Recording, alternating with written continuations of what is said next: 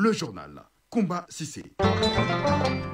Où que vous soyez, bonjour à vous tous, bienvenue dans ce journal. Les titres. Campagne agricole 2025 des missions de supervision nationale dans les régions de Kita et Son. En ce début de septembre, la campagne est promoteuse dans ces deux régions.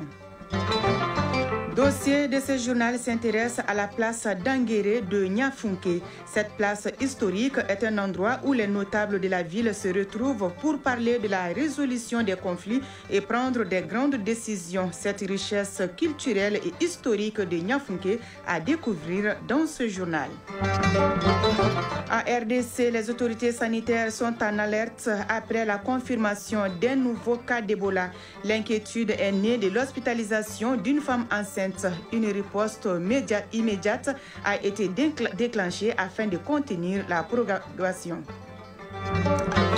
Éliminatoire Coupe du Monde 2026, les Aigles du Mali s'envolent cet après-midi pour Accra au Ghana où ils jouent lundi contre les Black Stars au compte de la 8e journée. Et puis le 32e championnat d'Afrique junior féminin débute aujourd'hui à Oran en Algérie. Le Mali participe au tournoi.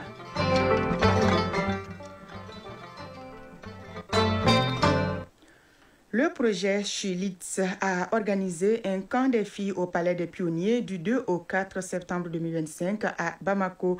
L'objectif de ces camps était de créer un cadre d'apprentissage et d'interaction entre les filles et les jeunes femmes. On prépare à ces camps les membres des poules de Ségou, Mopti, Bandiagara, San, Bla et Baroueli. Compte rendu Adam Maïga. Une trentaine de jeunes filles et de jeunes femmes venues des différentes régions du Mali et du district de Bamako forment un cercle. Elles se déplacent à tour de rôle en chantant et en esquissant des pas de danse. C'est dans cette ambiance conviviale que s'achèvent les 3 jours du camp Chilid. Chilid, qui signifie « Elle dirige », est un projet de 5 ans qui a transformé la vie de Fatimata Dawa, bénéficiaire. Pendant ces camps de 3 jours, j'ai beaucoup appris. Nous avons fait de nouvelles connaissances, participé au sport matinal, au fait des camps, à la soirée traditionnelle. Nous avons écouté aussi des anciens ministres du pays pour partager leur parcours professionnel. Cet échange d'expériences avec elles nous a donné confiance en nous et le courage d'affronter toutes les difficultés. Yana Fatoumata Soudjo, bénéficiaire. De 2021 à maintenant, j'ai eu la chance de participer à plusieurs formations du projet Chilid. J'ai été gouverneur d'une journée de la région de Ségou. Donc je peux dire aussi que j'ai osé entreprendre. J'ai ouvert mon alimentation et j'ai fait l'étude du marché. Tout ça, c'est grâce au projet Chilid. Fantapa Mekounadi, bénéficiaire. Sur moi, c'est tout d'abord, maintenant je m'exprime devant la masse sans problème et je me fais comprendre. Et aussi ma confiance en moi. Grâce au projet, je prends des initiatives dans le cadre de l'autonomisation des filles. Au-delà de l'impact positif sur ces jeunes filles et femmes, le projet Chilid a permis la signature de plusieurs conventions, dont l'abandon du mariage des enfants et l'évaluation de l'état des lieux de la loi 052. Nene Goïta, coordinatrice du consortium du projet Chilid. Notre objectif était surtout d'accroître le leadership féminin en termes de réalisation. Plus de 11 villages qui ont déjà signé cette convention d'abandon de mariage. Et en plus de ça, elles ont mené des initiatives qui parlent de leadership, des initiatives qui leur ont permis même de mener des recherches guidées par elles-mêmes et dirigées par elles-mêmes sur nos lois, nos politiques. Le projet Chilid a dû faire face à de nombreuses contraintes pour atteindre ces résultats quinquennaux. Déjà, les thématiques qu'aborde le projet sont des thématiques sensibles au Mali. Quand on parle d'excision, quand on parle de mariage d'enfants, donc il y a certainement des défis qu'on a eu, surtout au niveau des communautés. Le fait juste de prendre la parole pour aborder ces questions. Les stéréotypes déjà qui existent sur la question de la femme et surtout également le contexte politique et sécuritaire. À l'heure où les rideaux se renferment sur 5 années d'engagement, l'héritage de Chilid continue de tracer la voie. C'est celle d'un Mali où chaque fille peut rêver de décider et de diriger. De Bamako, direction Koulikoro, pour parler de la clôture d'un atelier d'échange sur les alternatives participatives et décentralisées de la prévention et de lutte contre la corruption et l'enrichissement illicite sensible au genre. Cette session a pour but de renforcer les capacités des acteurs locaux en matière de prévention, de détection et de dénonciation de la corruption. Cette initiative du PNUD et de la coalition de lutte contre la corruption est soutenue par le Royaume des Pays-Bas et de l'ambassade royale du Danemark. Reportage Adama Traoré. Les organisations de la société civile de Koulikoro au centre d'une réflexion sur l'appropriation de la stratégie nationale de lutte contre la corruption. Cette rencontre d'échange s'inscrit dans le cadre de la mise en œuvre du projet d'appui à la lutte contre la corruption et l'enrichissement illicite, phase des composantes société civile. Aminata Kouyan Mariko, spécialiste anticorruption. Le gouvernement a déjà, avec les partenaires, adopté une stratégie de lutte contre la corruption dans notre pays. Cette initiative du PNUD et de la coalition de lutte contre la corruption est soutenue financièrement par le Royaume des Pays-Bas et l'ambassade royale du Danemark. Ahmed Sekou Diallo, président de la coalition de lutte contre la corruption. D'informer et sensibiliser les populations en général sur l'impact de la corruption et l'enrichissement illicite afin de mener des actions de plaidoyer auprès des autorités pour endiguer le phénomène. Renforcer les capacités des acteurs locaux en matière de prévention, de détection et de dénonciation de la corruption. Faciliter l'implication effective des organisations de la société civile et des organes de veille citoyenne dans la mise en œuvre de la stratégie nationale de lutte contre la corruption et la délinquance financière au niveau local. Amidou Koulibaly, expert anticorruption. Permettre aux OSC et aux services techniques, aux leaders communautaires et aux médias de s'approprier du contenu de la stratégie nationale de lutte contre la corruption, de s'approprier aussi du contenu du dernier rapport du bureau du vérificateur général et de l'OCLEI, afin de les vulgariser à la base et en même temps aussi afin de pouvoir faire des recommandations qui seront portées à la connaissance des plus hautes autorités. Les participants expriment leur intérêt pour la démarche entamée par les initiateurs. Traoré Djeneba Sissoko, participante. Nous avons très bien bénéficié de ces échanges-là et nous souhaiterons vraiment que de telles initiatives se perpétuent. Selon les autorités régionales, le gouvernement a mis en place des structures et des mécanismes pour éradiquer la corruption. Mama Aïdra, directeur du cabinet du gouverneur. Le gouvernement du Mali a toujours inscrit la lutte contre la corruption parmi les priorités, comme en témoigne l'adoption de la stratégie nationale de lutte contre la corruption lancée en décembre 2023. L'opérationnalisation de l'Observatoire national de lutte contre la corruption ainsi que l'adoption du nouveau code pénal et du code de procédure pénale intégrant des dispositions innovantes pour la protection des dénonciateurs. Les participants vont débattre des voies et moyens pour aboutir à un résultat constructif, gage d'un pari gagné. Koulikoro, Adama Traoré, Salif Maïga pour l'ORTM. Comme annoncé dans le titre, une mission de supervision nationale de la campagne agricole 2025 était à Kita. Elle vise à suivre et évaluer la campagne agricole dans le pays et de porter l'information à la connaissance des plus hautes autorités. ORTM Kita, Mahamadi Alioubari. Cette mission était venue s'enquérir de l'état d'évolution de la campagne agricole 2025 dans la région de Kita. Elle a ainsi échangé avec les acteurs et producteurs sur la gestion des intrants agricoles subventionnés et le bon démarrage de la saison des pluies. Le premier constat est que l'état des cultures est rassurant. Salia Balou, paysan à Djalaya. Dieu merci, le maïs promet et attire assez de visiteurs. Nous sommes aussi vigilants quant aux attaques des insectes. L'engrais subventionné est quand même arrivé. C'est le manque de matériel de production qui demeure un problème. Bana Keita, présidente de l'association Ankobara de Tumundoto. Je récolte entre 15 et 20 sacs. À côté, je produis de l'oseille et du gombo. Votre arrivée nous soulage beaucoup. Veuillez nous aider avec de l'engrais et du matériel. Sinon, tout se fait difficilement à la main. C'est par solidarité que nous avons pu trouver 2 sacs d'engrais. La délégation a pu constater cela en visitant les champs de maïs et de riz de Salia Balo et Youssouf Tungara à Djalaya. À Tumundoto, l'association Ankobara cultive bien du riz et de l'arachide. Mamadou Keita de Komi avec plus de 4 hectares hectares de riz. Les visiteurs se disent impressionnés par ce qu'ils ont vu. Paul Dambélé, directeur régional de l'agriculture de Kita. Globalement, les cultures vraiment se prêtent bien. Mais si on prend la synthèse des réalisations, on trouve que déjà en mil, sorgho, maïs, riz, fonio, nous avons atteint les objectifs assignés. Pour cette campagne 2025, dans la région de Kita, plus de 541 000 hectares de terre ont été emblavés pour une production prévisionnelle de 463 744 tonnes pour toute spéculation confondue. Kita, Mohamed Aloubari Nouhoun, Kamara Mohamed Fabrice Kambo pour l'ORTM. Campagne de supervision, toujours cette fois-ci à 100, avec 597 607 hectares emblavés. La campagne agricole 2025 dans la région est promoteuse en ce début du mois de septembre. L'aspect végétatif, malgré des difficultés jugées mineures, donne de l'espoir et la situation phytosanitaire est sous contrôle. C'est du moins ce qui ressort de la visite de 2 jours de terrain d'une mission nationale conjointe des fêtières d'Issakoni.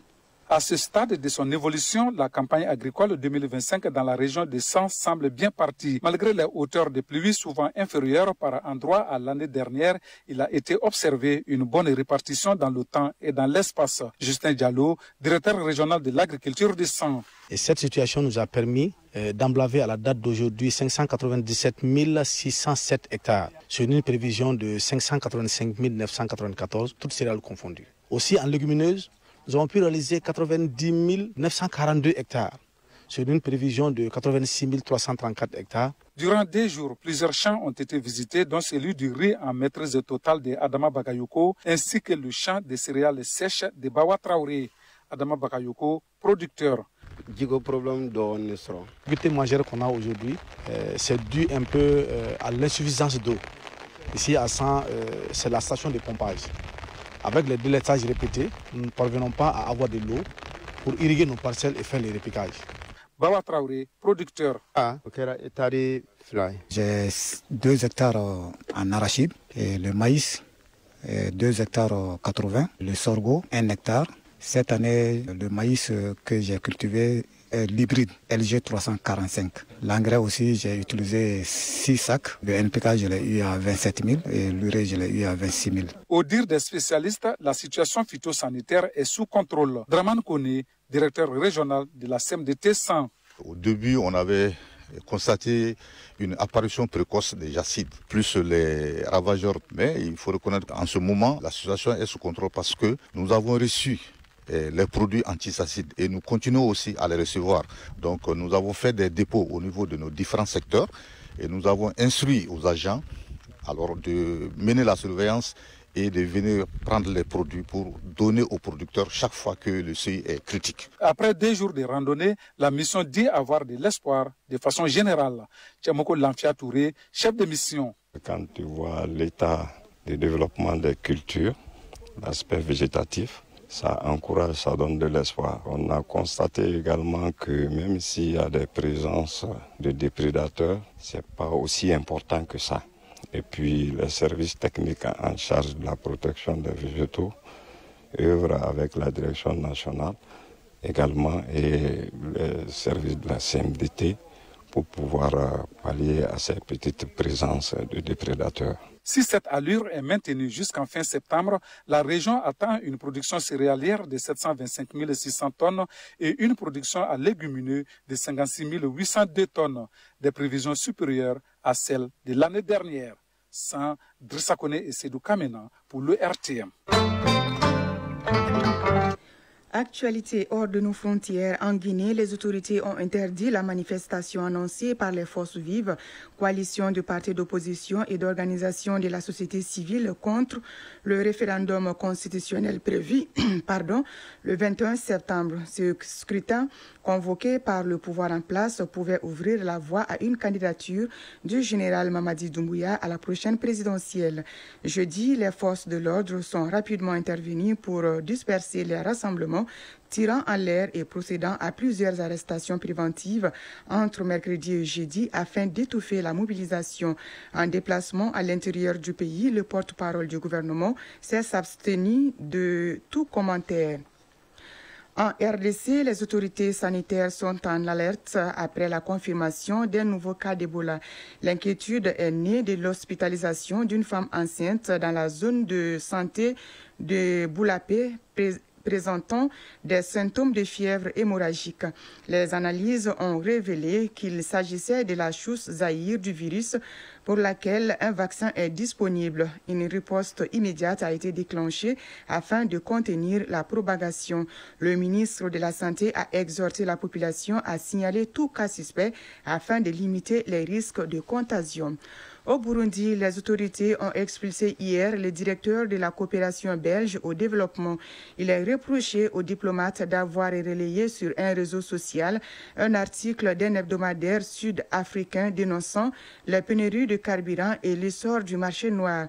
Déclaré persona non grata, il doit quitter le pays ce samedi. À Bruxelles, le ministère belge des Affaires étrangères a dénoncé une décision disproportionnée et a convoqué l'ambassadeur du Burundi pour s'en expliquer. La Belgique demeure pourtant l'un des principaux bailleurs du pays. En avril dernier, la Belgique demeure pourtant l'un des principaux bailleurs du pays. En avril dernier, le chef de la diplomatie belge, Maxime Prévost, s'était rendu à Bujumbura afin de réaffirmer la solidarité du partenariat entre les deux États. En Somalie, une attaque d'Al-Shabaab a visé jeudi une base militaire située à proximité de l'aéroport de Chisimau dans le sud du pays. Le groupe islamiste armé a revendiqué l'assaut, affirmant agir en solidarité avec le peuple palestinien.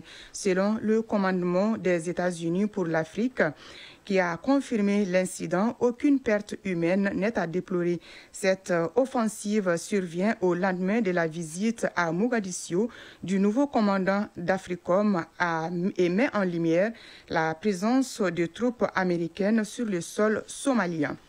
Au Cameroun, les autorités de la régulation des médias ont ordonné la suspension de toutes les émissions à caractère politique durant la campagne présidentielle. Celles-ci devront être remplacées par des programmes homologués et des journaux de campagne conformément à la loi, selon le président du Conseil national de la communication.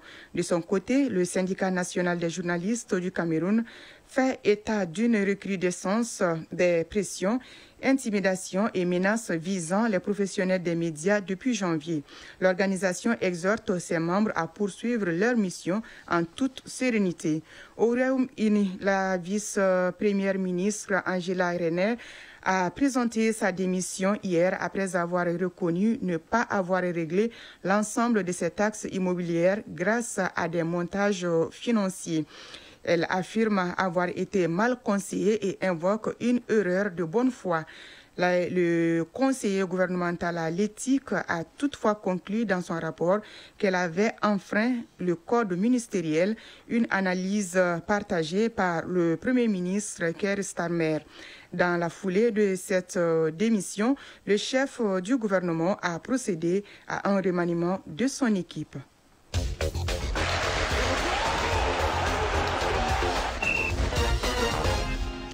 Page Sport, la 6e édition des arts martiaux féminins se tient ce samedi 6 septembre à partir de 14h dans la salle Abdallah Mohamed Haïdara du stade du 26 mars. La 31e édition du Tour cycliste international de Côte d'Ivoire prend fin ce samedi. Le Malien Yaya Diallo est à 16 secondes du maillot jaune détenu par le Camerounais Steve Ngegim. En football, à l'approche de la nouvelle saison, la fédération malienne, avec le soutien de la FIFA, a lancé une session de formation intensive à l'intention des arbitres d'élite du pays. Éliminatoire Coupe du Monde 2026, les Aigles du Mali s'envolent cet après-midi pour Accra au Ghana où ils jouent lundi contre les Black Stars au compte de la 8e journée. Et puis le 32e championnat d'Afrique junior féminin débute aujourd'hui à Oran en Algérie. Le Mali participe au tournoi. Le résumé de l'actualité sportive, c'est avec Famoud Djouté. À partir de ce samedi 6 et c'est jusqu'au 13 septembre 2025, Oran devient le cœur battant du handball féminin africain. La ville algérienne accueillera la 32e édition de la Coupe d'Afrique des Nations Juniors, compétition décisive pour la qualification au Mondial 2026. La sélection malienne qui prend part à la compétition a foulé le sol algérien ce vendredi avec l'ambition de décrocher une place sur le podium. L'Angola, tenante du titre, visera à confirmer sa suprématie face à une concurrence de plus en plus relevée. Les meilleures équipes décrocheront leur billet pour le championnat du monde junior féminin 2026. Football éliminatoire Coupe du monde 2026, zone Afrique. Les Aigles du Mali s'envolent ce samedi dans l'après-midi de Berkane pour Accra, au Ghana, où ils affrontent lundi 8 septembre les Black Stars au compte de la 8e journée dans le groupe I. Un groupe dominé par le Ghana qui compte 16 points. Le Mali, avec 12 points, a l'obligation de gagner à Accra pour se rapprocher un peu plus de la première place, synonyme de qualification directe à la Coupe du monde 2026. Pour rappel, le Ghana était venu s'imposer 2-1 face au Mali lors de la manche allée au stade du 26 mars. Lors de la 7e journée, le Ghana a été tenu en échec, un but partout par le Tchad. Le Mali a battu les Comores par 3-0. Concernant le reste des rencontres de la 7e journée des éliminatoires du Mondial 2026, la Côte d'Ivoire s'est imposée 1-0 face au Burundi. Les Ivoiriens avec 19 points reprennent leur fauteuil de leader du groupe F devant les Panthères du Gabon, 18 points, leur adversaire de la 8e journée. Dans le groupe A, l'Égypte a dominé l'Éthiopie 2-0 et se rapproche de la qualification. Au stade Abdoulaye Wade, le Sénégal a pris le meilleur 2-0 sur le Soudan dans le groupe B. Avec 15 points, les Lions de la Teranga restent deuxième de leur groupe. La Mauritanie s'est imposée face au Togo 2-0. Dans la foulée, le Maroc a largement dominé le Niger par 5-0. Les Lions de l'Atlas confortent leur place de leader du groupe E et font un pas de plus vers la qualification pour la Coupe du monde 2026. Sur un tout autre plan, 29 arbitres d'élite de football, hommes et femmes, sont réunis au Centre pour sportifs d'élite Ousmane Traoré de Kabbalah depuis le 2 septembre dernier pour se perfectionner aux lois du jeu et aux nouvelles directives internationales. Un stage annuel qui vise à assurer que les arbitres maliens soient au même diapason avec les dernières évolutions du football moderne. Les participants bénéficient d'un renforcement théorique et pratique autour des thématiques clés comme les fautes des mains, les situations de hors-jeu, le positionnement de l'arbitre sur le terrain ainsi que la posture et le comportement attendu d'un arbitre moderne. Un module spécial est également accordé à la compréhension et à l'utilisation de l'assistance vidéo à l'arbitrage communément appelée VAR. La session de cette année est marquée par une innovation majeure, la participation de 3 instructeurs internationaux envoyés par la FIFA. Il s'agit de l'emblématique préparateur physique, le Belge Jean-Baptiste, celui-même qui a eu à former des anciens internationaux maliens comme Draman Dante ou encore Koman Koulibaly, du Marocain Mohamed Ghezaz et du Rwandais Nkubito Atanasi. À travers cette session de formation qui prend fin ce samedi, le Mali confirme son ambition de faire de ses arbitres des acteurs incontournable sur la scène continentale et mondiale, à l'heure où le football devient de plus en plus exigeant. À ce jour, le Mali compte 18 arbitres FIFA à son actif. Toujours au football, Super Coupe générale d'Armée Assimi Goïta, le match pour la 3e place se joue ce samedi entre Tombouctou et Bougouni. Ce sera au stade Wenzen Koulibaly à partir de 16h. La finale mettra aux prises demain dimanche au stade Mor Konaté, Mopti et Koulikoro. Cyclisme, la 30e édition du Tour international de Côte d'Ivoire touche à sa fin. La dernière édition, prévue ce samedi 6 septembre entre Boisflé et Sinfra, 75 km, sera certainement très disputé entre le détenteur du maillot jaune, le Camerounais Steve Ngegem, l'Ivoirien Andé Kouadio Emmanuel et Yaya Diallo, le capitaine de l'équipe du Mali. Yaya Diallo Dibo est à 16 secondes de la tunique jaune tant convoitée. Et puis pour terminer, la 6e édition des arts martiaux au féminin se tient ce samedi 6 septembre à partir de 14h dans la salle Abdallah Mohamed Aïdara du stade du 26 mars. La journée nationale des arts martiaux au féminin, portée par l'ancienne championne de taekwondo Aïda Chama, également à la tête de l'association des femmes pratiquantes des arts martiaux du Mali, entend transformer les arts martiaux en armes symboliques et pratiques contre les violences basées sur le genre. Au-delà des techniques de protection, l'initiative vise à fédérer une communauté de femmes unies et solidaires, prêtes à lutter ensemble pour leurs droits fondamentaux. L'événement est placé sous la haute présidence du général de division Abdoulaye Maïga, Premier ministre, chef du gouvernement. Page Mali Culture 2025.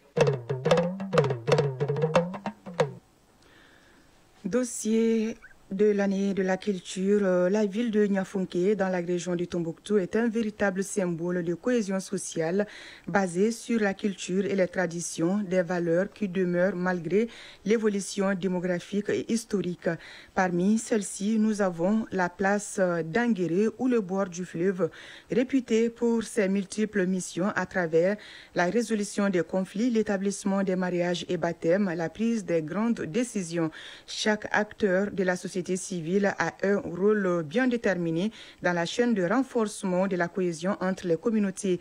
Allons à la découverte de cette richesse culturelle et historique de Niafounké, dossier signé Najim Baba Sissé. Créé en 1905, Nyafunke, également appelé Nyafouidje, c'est-à-dire les enfants d'une même mère, est un cercle de la région de Tombouctou traversé par le fleuve Niger. Avec une population cosmopolite estimée à plus de 62 000 habitants, Nyafunke est un véritable creuset culturel. Toutes les ethnies du Mali y sont représentées. Hamidou Traoré, notable à Nyafunke. Ici, ce n'est pas le nom de famille qui fait l'ethnie, mais c'est l'activité qui fait l'ethnie. À Nyafunke, quand vous allez prendre quelqu'un à travers son nom de famille pour essayer de lui coller une ethnie, vous risquez de vous tromper. Carrefour de la pêche, du commerce, de l'artisanat et de l'agriculture, Nyafunke c'est aussi Danguéré, une place historique située au bord du fleuve. Sous ces grands arbres à palabres, tous ces règles, conflits, mariages, baptêmes, ainsi que les grands événements de la ville, sous l'autorité du chef de village. Ousmane Tunkara, habitant de Danguéré. Ce qui a beaucoup contribué à notre cohésion ici à Nyafunke est que nous avons trouvé nos parents ainsi. Ils n'épargnaient pas, ils partageaient tout ce qu'ils avaient avec leurs proches et chacun avait une place bien déterminée dans la ville. Bouraï Mamassa, habitant de Danguéré. Ici à Danguéré, jusqu'à nos jours, nous sommes attachés à une tradition. Tous les quartiers se retrouvent ici le jour de fête pour manger ensemble. Dans notre cohabitation, nous ne connaissons ni la police ni la gendarmerie.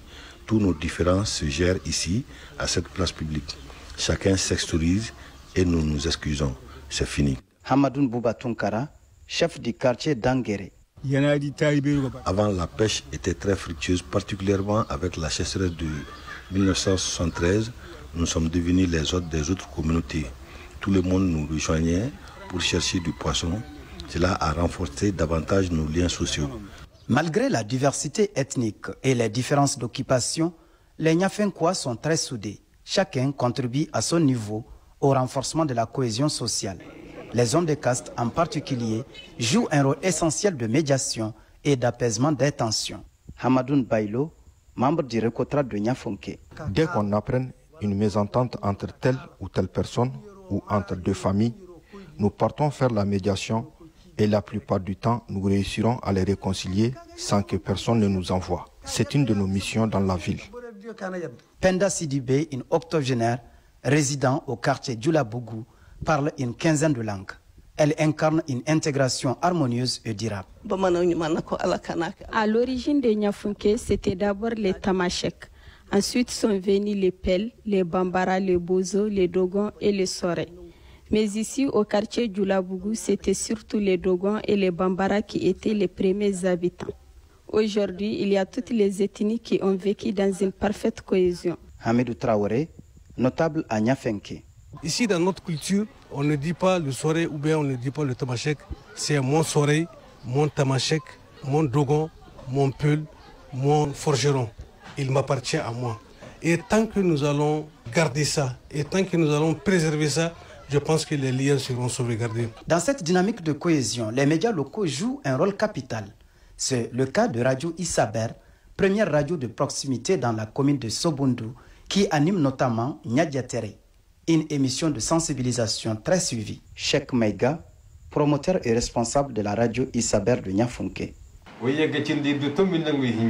Elle donne la parole à tout le monde et avec beaucoup plus d'engouement, que chacun dise ses valeurs culturelles, que chacun défende également ses us, ses coutumes, ses mœurs. Cela, on a trouvé que c'est extrêmement important pour qu'on sache qui on est, pour qu'on puisse valoriser également notre culture, notre tradition.